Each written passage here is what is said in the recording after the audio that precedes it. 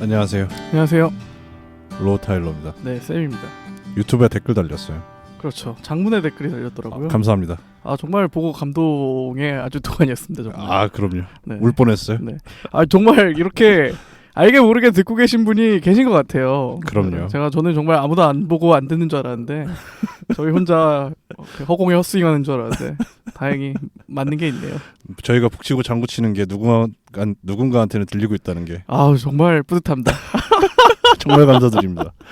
유튜브에 댓글이라니. 네. 싫어도 요즘 조금씩 나오고 있다면서요? 그럼요. 역시나 관심의 하나로서 저희가 감사드립니다. 받아들이고 있습니다. 네. 싫어요 매우 감사드리고요. 네. 좋아요 감사드리고요. 네. 댓글은 사랑입니다. 항상 감사드립니다. 감사드립니다. 네, 그럼 쌤툰 오늘 또 시작해 보려고 하는데요. 네. 저번 시간에는 피크라는 이제 산악 구조대 만화에 대해서 했었는데요. 이번 주에는 저번 주에 예고를 드렸듯이 닥터 프로스트라는 심리학 만화라고 해야 되나요? 어쨌든 심리학을 소재로 한 만화를 가지고 오늘은 해보려고 합니다. 저번 시간에도 잠깐 말씀드렸던 것 같은데 더 지니어스 보셨었나요? 저 재밌게 봤죠. 더 지니어스 사실 블랙가넷이라고 이제 가장 그랜드 파이널 전 시즌인 것 같은데 장동민 씨가 우승한 시즌이었죠.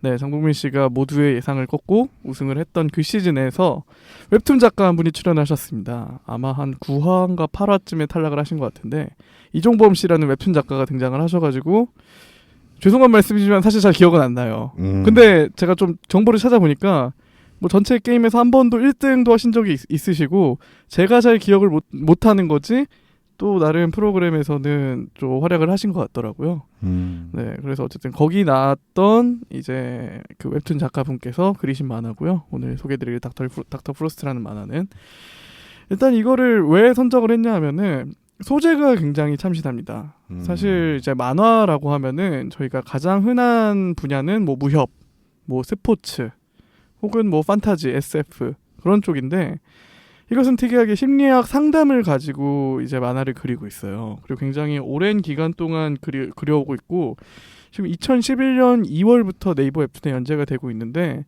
지금 아직도 연재가 되고 있습니다. 이게 계속 쭉 연재가 되온 건 아니고요. 도중에 휴재 기간이 굉장히 길었습니다. 그래서 나중에 이것은 좀 왜 휴재 기간이 길 수밖에 없었는지 이런 이유에 대해서 좀 말씀을 드릴 거고요. 지금은 현재 시즌 4가 연재가 되고 있습니다. 어쨌든 장수만 하네요. 맞습니다.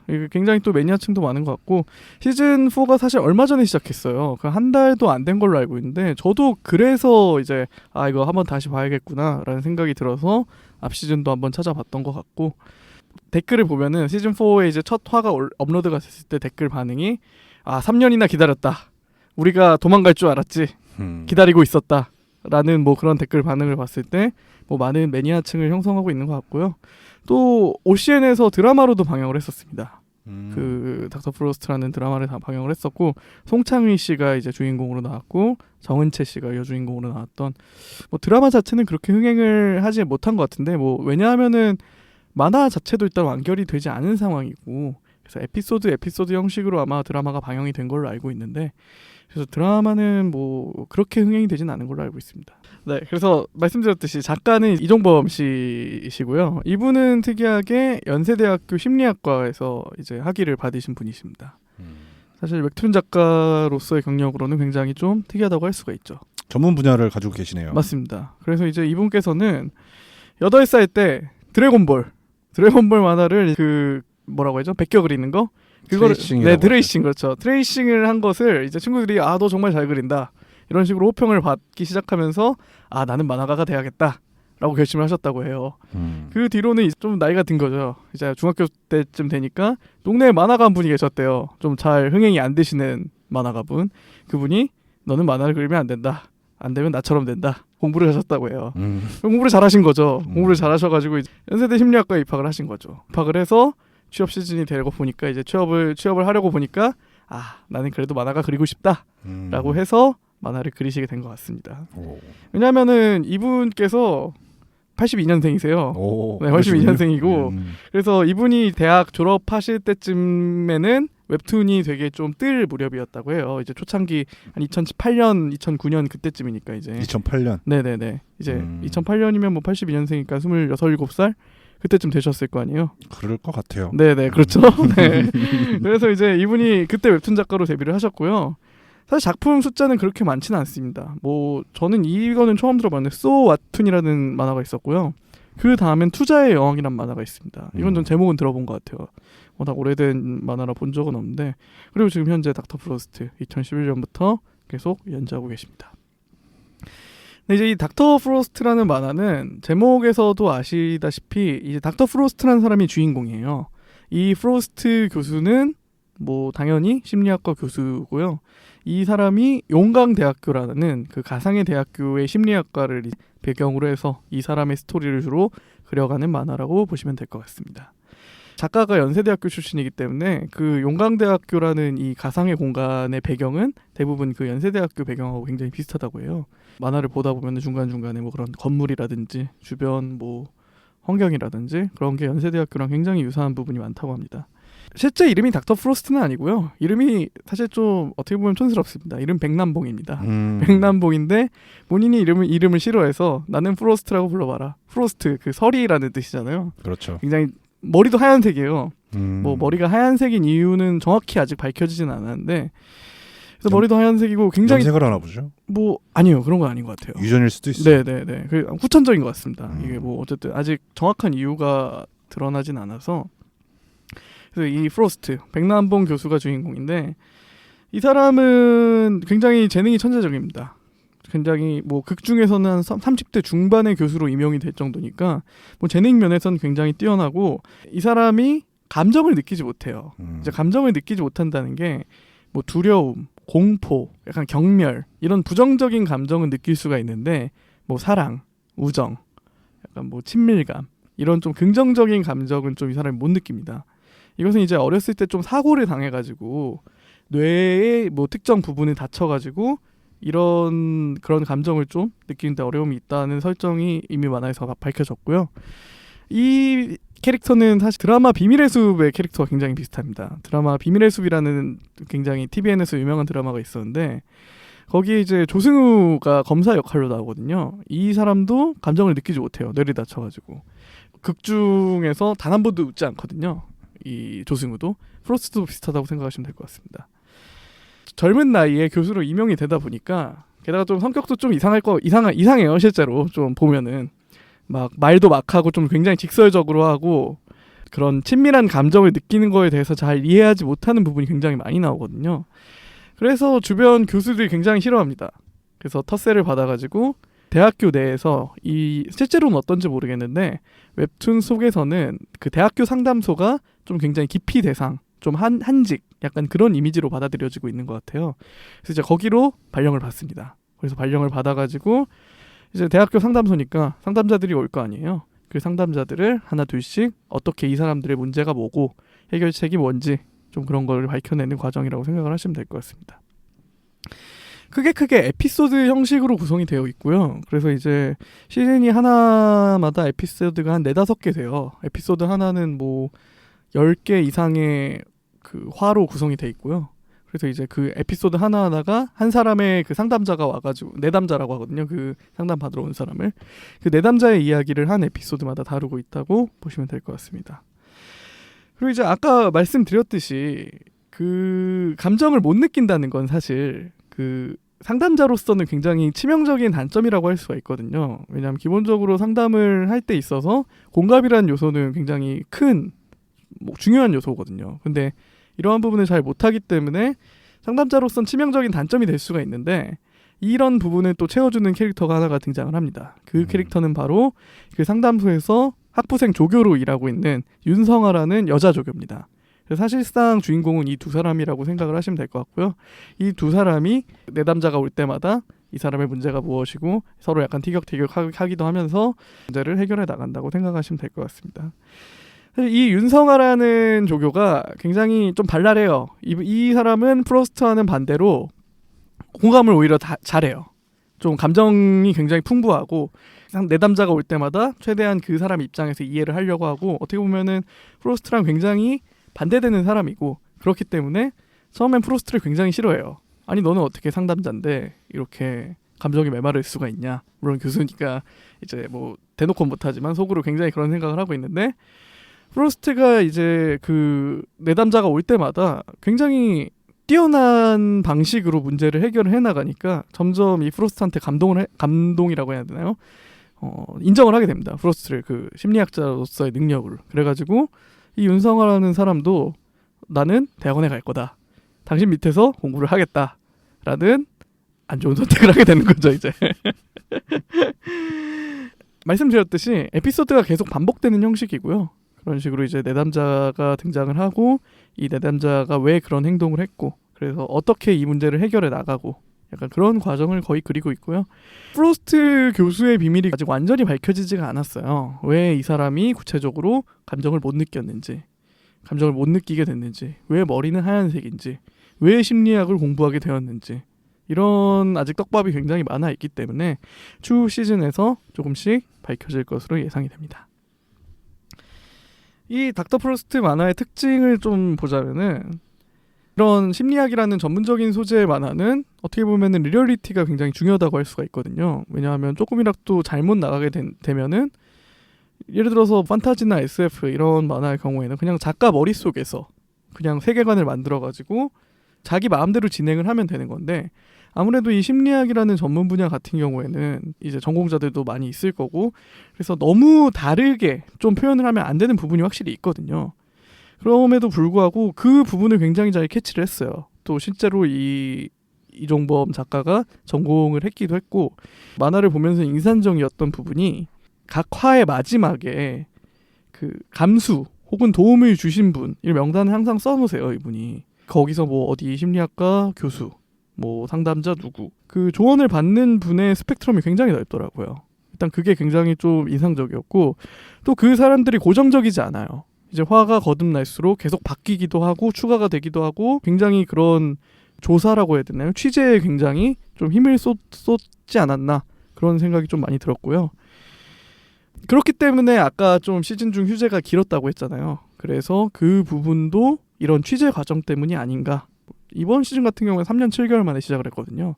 물론 이제 작가 스스로도 약간 건강에 문제가 있었다고도 하고 그런 부분도 밝혔지만 분명히 이런 취재 과정이 많이 필요할 거라고 생각이 듭니다. 저도 이제 학사이긴 하지만 학부생 수준의 지식은 분명히 석박사의 지식과는 굉장히 큰 차이가 있잖아요. 그렇기 때문에 작가 스스로도 그 주제에 친숙하긴 하지만 뭔가 좀 더 파고드는 전문 지식 면에서는 좀 아무래도 도움이 많이 필요하지 않나 그런 생각도 좀 들었습니다. 또 이 만화의 좀 특징이라고 해야 되나요? 또 잘한 점은 요즘 웹툰엔 굉장히 흔한 일인데 요즘 웹툰에 어떤 기능이 있냐면요. 그 웹툰을 보다가 스크롤을 내리다 보면은 특정 부분에서 BGM이 재생되는 경우가 있어요.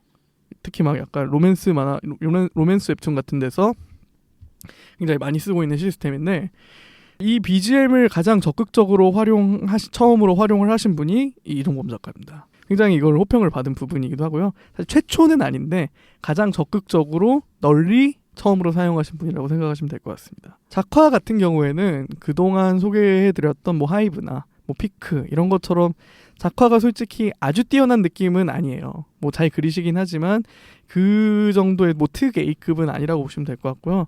그림체는 좀 순정 만화에 가까운. 왜냐하면 프로스트라는 그 인물 자체도 굉장히 좀 순정 만화 남주인공 같은 인상을 가지고 있거든요. 차가운 인상에 흰색의 장발이에요. 약간 단발까지는 아니고 어깨까지 오는? 어깨는 약간 그 예전에 배용준 씨의 바람머리 있잖아요. 너무 옛날인가요? 뭔지 아시죠? 약간 그런 머리 스타일을 하고 나오시고 그래서 약간 순정 만화의 그런 주인공처럼 하고 있고 여자 캐릭터의 묘사도 약간 좀 순정 만화스럽지 않나라는 생각을 저는 보면서 개인적으로 했습니다. 순정 만화 하니까 황민아 씨 생각나네요. 그 작품이 뭐죠? 뭐 여러 개가 있었는데요. 굉장히 유명하신 분이잖아요. 엄청 유명하셨죠. 제가 기억나는 건 에스퍼라는 파라다이스였나? 파라다이스 들어본 것 같아요. 네, 그 초능력자들이 나오는 만화였는데 그 만화를 되게 좋아했었던 기억이 나네요. 프로스트 재밌게 보시나 봐요? 지금도 보고 있습니다. 지금 이제 매주 금요일마다 시즌 4가 연재가 되고 있고요. 그 생각나는 에피소드가 있어요? 에피소드요? 좀 만화 보다가 보면 각인 남는 게 있잖아요. 상담자로서의 실패 경험이 한 번 나옵니다. 프로스트 교수의. 에피소드 중에 네네네. 그런 내용이 왜냐하면 나와요? 네네 한번 나와요. 이게 프로스트 교수가 대학원 시절에 이제 첫 상담자를 받아가지고 이제 상담을 해요. 그 상담자는 약간 좀 쉽게 얘기해서 자해를 하고 좀 뭔가 정확한 이제 장애 명칭은 기억이 안 나는데 어쨌든 계속 주변 사람을 필요로 하고 뭔가 자해를 하는 이유가 남들의 관심을 받기 위해서예요. 내가 자해를 하면은 다른 사람들이 괜찮아? 약간 그런 식으로 관심을 가져주고 되게 안타까워하고 그러니까 그런 거를 이제 그런 수단으로 사용을 하는 거예요. 근데 그러다가 이제 사실 어떻게 보면은 프로스트 교수의 완전 실수는 아니지만 자살을 시도를 했는데 그거를 발견을 못해요. 내담자가 생명을 잃은 거죠. 그래서 이 내담자는 어떤 사람이었냐면 프로스트 교수의 대학원 동기의 동생이었어요. 대학원 동기도 자기의 동생이 상태가 안 좋았고 그런 거를 알고 있기 때문에 처음에는 프로스트 교수를 욕하지 않습니다. 그런데 프로스트 교수가 장례식이 끝나고 프로스트가 자기의 지도 교수와 얘기를 해요. 이제 지도 교수 입장에서는 너가 이제 첫 상담자인데 그런 일이 있어서 괜찮냐? 그랬더니 프로스트 교수가 그거는 좋은 경험이었습니다. 이렇게 얘기를 하죠. 왜냐하면 이 사람은 감정을 느끼지 못하는 사람이니까. 근데 이거를 그 이제 대학원 동기인 그 죽은 사람의 언니인 친구가 그걸 들어요. 그래서 그 두 사람의 사이가 굉장히 어긋납니다. 이 에피소드가 좀 기억이 나고요. 또 프로스트 교수의 또 특이한 점은 방금 생각이 났는데 이분이 바에서도 일을 해요. 교수인데 바에서 일을 하면서 그 바의 손님 관찰을 하고 임상 경험으로 자기가 삼는 것 같더라고요. 그래서 거기에서 또 약간 그럴듯한 프로스트 교수의 말을 들었는데 이제 바에 가면은 그 바 자리가 있고 그 테이블 자리가 있잖아요. 이제 남녀가 들어와서 바 자리에 앉는다는 거는 호감이 좀 덜한 거다. 약간 그런 말을 하더라고요. 왜냐하면 테이블 자리에서 이제 서로 얼굴을 마주보고 보는 것과 이제 바 자리에 가면은 뭔가 한쪽 면을 바라봐야 되잖아요. 그래서 약간 그 여자가 테이블에 앉자 했는데 남자가 그거를 거절했어요. 그러면 남자는 호감이 없는 거다. 약간 이런 식으로 표현을 하는 에피소드도 있었습니다. 이거는 좀 저도 애매하네요. 좀 애매하다고 생각이 들어요. 애매합니다. 네. 왜냐하면 저도 바자리를 좋아하거든요, 개인적으로. 이제. 그렇죠. 왜냐하면 이게 또 그 관점에서는 얼굴을 마주보냐 얼굴이 한 방향을 보냐의 문제가 아니라 옆에 앉느냐 마주보고 앉느냐의 문제가 또 다르다고 생각을 하거든요. 저는. 그렇죠. 네. 옆에 앉으면 간격은 좁아지죠. 그렇죠. 이게 서로의 거리가 가까워지니까 뭐 옆에 앉는다고 해서 뭐 벽만 보는 게 아니라 이렇게 마주보고 앉을 수도 있는 거고. 마주보면 얼굴은 볼 수 있지만 간격은 멀어지죠. 네, 뭐 그런 것도 있었고 또 하나 이제 얘기하다 보니까 기억나는 에피소드는 하나는 이제 고3 수험생의 얘기가 나왔어요. 고3 수험생이 학교를 가기 싫어합니다. 학교를 가려고 하는데 아침 일찍 나가요. 새벽 4시, 5시에 나가는데 학교를 점심때나 돼서야 도착을 합니다. 뭐 성적이 떨어지는 것도 아니고 일탈을 하고 있는 것도 아니고 이상하게 학교를 가기 싫어하고 그렇다고 학교를 가려고 시도를 하면은 굉장히 늦게 도착을 해요. 막 몇 시간이 걸려가지고. 걸어가나 보죠. 네, 당연히 걸어가는 건데 결국 알고 보니까 이 학생은 공황장애를 앓고 통학로에 육교가 있었는데 육교를 굉장히 무서워한다고 해요. 그래서 이제 육교를 거치지 않는 그 길을 가려다가 보니까 몇 시간이고 이제 걸어가야 되고 외가 쪽에 소위 말하는 정신병원에 가신 분이 있으셔가지고 약간 어머님이 그 정신과에 대해서 굉장히 좋아하지 않는다고 해요. 그 딸 입장에서는 그걸 계속 숨겨온 거죠. 근데 프로스트 교수가 그런 여러 단서를 보고 이 학생은 공황장애다. 또 공황장애의 특징은 좁은 곳을 굉장히 싫어하거든요. 그래서 이제 뭐 그런 얘기도 있었고 그렇지만 자기 방은 굉장히 안정적인 공간이기 때문에 자신의 방은 뭐 막혀 있어도 괜찮지만 다른 뭐 막혀 있는 공간 혹은 뭐 높은 공간 이런 곳에 대한 굉장히 그런 공포감과 공포심이 굉장히 커질 수 있다고 하더라고요. 네네. 뭐 그런 에피소드도 있고 이런 식의 뭐 에피소드가 하나하나씩 나옵니다. 보통 구조가 처음에는 이 내담자가 왜 이런 행동을 하는지 혹은 왜 이런 문제가 생겼는지 그거를 잘 밝혀내지 못하다가 프로스트 교수의 굉장히 특이한 뭐 시도 혹은 통찰 그런 것으로 이 내담자의 문제가 뭔지 밝혀내는 주로 이런 스토리로 진행이 되는 것 같아요. 항상. 유익한 내용이 많을 것 같아요. 맞습니다. 저도 뭐 방송에서도 한번 언급을 드렸듯이 저도 상담을 한 1년 가량 받았었거든요. 사실 처음에 이 만화를 봤을 땐 좀 의구심이 좀 있었어요. 왜냐하면 저도 상담을 안 받아본 입장이 아니고 이거를 이렇게 웹툰으로 가볍게 그릴 만한 혹은 잘못된 정보를 이제 전달을 해주면은 아무래도 상담에 대한 인식을 좀 더 안 좋게 만들지 않을까, 혹은 잘못된 인식을 심어주진 않을까, 약간 그런 생각을 하면서 그런 마음으로 만화를 봤었는데 생각외로 굉장히 좀 취재를 잘 하신 것 같고 좀 공감이 되는 부분도 많았고 또 굉장히 잘 그린 웹툰이라는 생각이 들었습니다.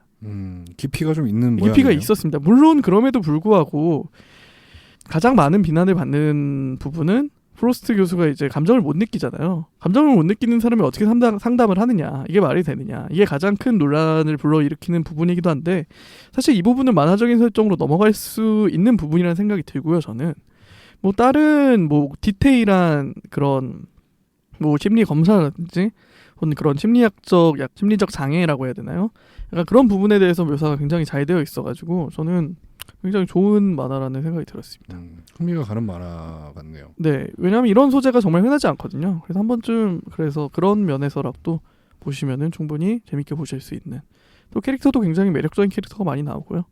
괜찮은 만화라는 생각이 듭니다. 좋네요. 네, 꽤 재밌게 본 모양이에요. 재밌었습니다. 네, 당연하겠지만 재밌게 본 만화만 주로 얘기를 하고 있고요. 좋습니다. 네. 그래서 뭐 오늘 방송은 이쯤에서 마무리를 하면 될 것 같고요. 다음 시간에는 정해놨는데 이번에는 약간 로맨스 만화를 하나 해보려고 합니다. 오. 네, 로맨스 만화인데 좀 특이한 로맨스 만화예요. 뭐예요? 실화를 기반으로 한 웹툰입니다. 네, 실화를 기반으로 한 웹툰이고요. 제목은 호예요. 호, H-O.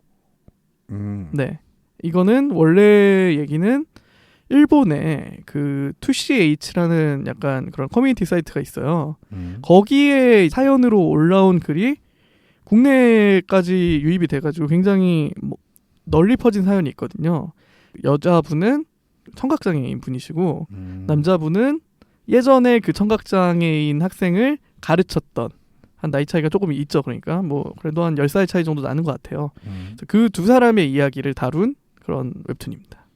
그럼 그린 사람도 일본 사람이에요? 아니요, 한국 웹툰이요. 그 스토리를 가져다가 좀 각색을 해가지고 그린 웹툰입니다. 저는 그 웹툰도 읽어보고 그 사연도 읽어봤는데 굉장히 잘 살렸고요. 이것도 되게 좀 감동적이고 또 재밌게 볼 수 있는 웹툰인 것 같습니다. 완가는 됐어요? 완가됐습니다. 네. 네이버예요? 네이버입니다. 볼 수 있어요? 좋습니다. 다음 주에는 이 호라는 만화로 돌아오도록 하겠습니다. 네, 감사합니다. 네, 매주 화요일마다 팟빵 파티에서 그 오디오 콘텐츠로 들으실 수 있으시고요. 유튜브에는 영상 콘텐츠로 업로드하고 있으니까 구독과 좋아요 항상 부탁드리겠습니다. 댓글 감사드립니다. 네, 댓글 다시 한번 감사드리고 숨어 계신 다른 청취자분들께서도 이렇게 점이라도 하나 남겨주시면 저희가 큰 힘 얻을 것 같습니다. 이렇게 진짜 애청자분들 감사드립니다. 네, 항상 감사드립니다. 네, 다음 시간에 뵙겠습니다.